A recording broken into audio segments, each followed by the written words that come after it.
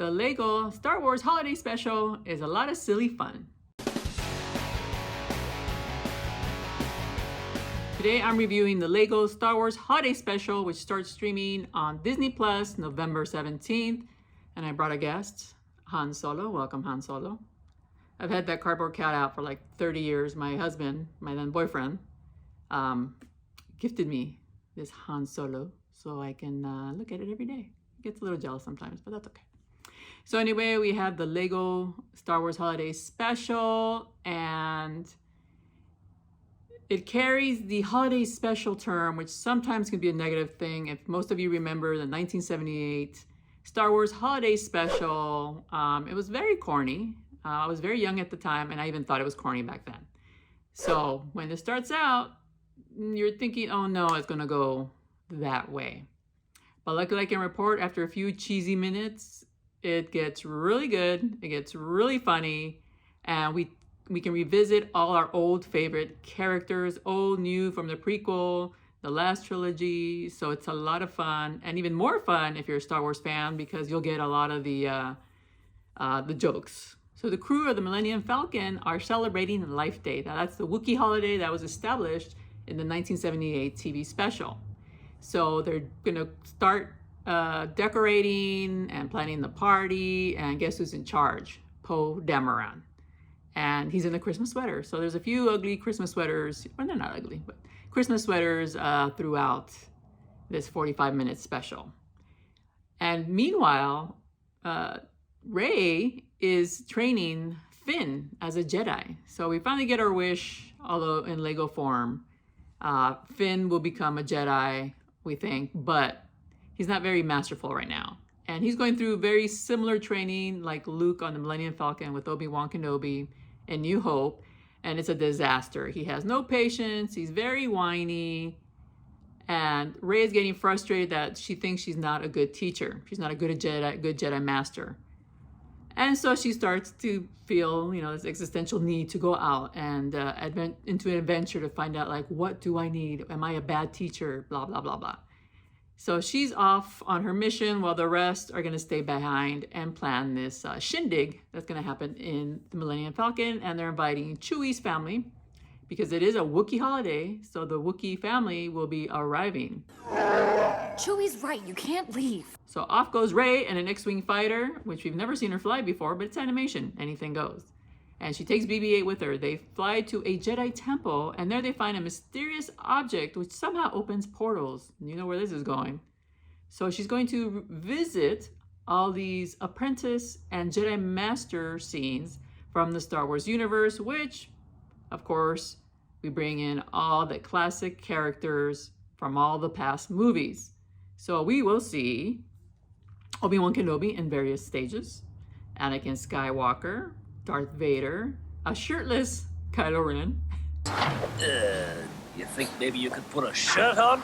And tons of other characters and some scenes. Like, I'm not a fan of the prequel movies, but actually seeing them here, it was a lot of fun. So I can't fault them for that. So Star Wars fans are gonna have a blast, I think. Who knows? Depending on your mood. It's silly fun, and even poke fun at some of the Star Wars canon, especially the last few movies. And so I can't believe Disney allowed that, but it's hilarious that they did. And most people will agree with some of the digs. So one of the first visits is Yoda training Luke on Dagobah. And they play a little with the scene, so it's not exactly like it happened. And she's watching them in training, so she figures out, oh, okay, I'm supposed to travel in time and see how others have done it before her. So it's a bit of a, Ghost of Christmas Past kind of theme here, where she goes back in time to revisit all these Jedi Master and apprentice relationships. The Emperor is hilarious in this special. He is the scene stealer for this story. Even this guy shows up in various stages, as well as Darth Maul, young Anakin, and just pretty much everybody from the Star Wars universe is involved in this special. Where's my boyfriend? So as in most time travel themed stories, there's a screw up here and there's a disturbance in the Force. So now Rey has to rectify this. because now the Emperor is involved and he's trying to change his destiny because he's found out what happened. So that's when the special becomes really fun, because you're waiting to see what's going to happen to all these beloved characters, and 3 generations of villains come together. I won't mention who, but I'm pretty sure you can figure it out. So we have some returning favorites voicing the Lego characters. You have Kelly Marie Tran as Rose, Billy D. Williams as Lando, and of course Anthony Daniels as C-3PO. You can't have a Star Wars movie without that guy. And for the other voices, they brought in the actors who've played them in Clone Wars. So for Anakin, for example, you have Matt Lanter, Tom Kane, who voices Yoda, and Qui-Gon, am I saying that right? Jin. And oh yeah, that reminds me, and some other actors as well. James Arnold Taylor as Obi-Wan, and D. Bradley Baker as some clone troopers. So you have some connection here between all the properties, which is good. Speaking of Yoda, he narrates the special, and at the end, there's a very special nod to 70s holiday specials featuring a snowman. And if you don't know what I'm talking about, watch the special, look at the outfit, and then ask your parents, because it was so endearing to see that, and it was like a little reminder, like, oh, the 70s, those were good times. So definitely that'll remind you of the 70s animated holiday specials, which they still air, I think, every year. On the negative side, there are 2 characters that don't fit the personality or voices from the movies. Finn, for example, is very whiny and, can I say it, just bitchy? Doesn't sound anything like him. And Poe Dameron is kind of a nitwit in this one. I don't know where that came from. I don't get it. He's actually like the planner of this whole celebration, Life Day celebration. And it's just, this character just doesn't fit.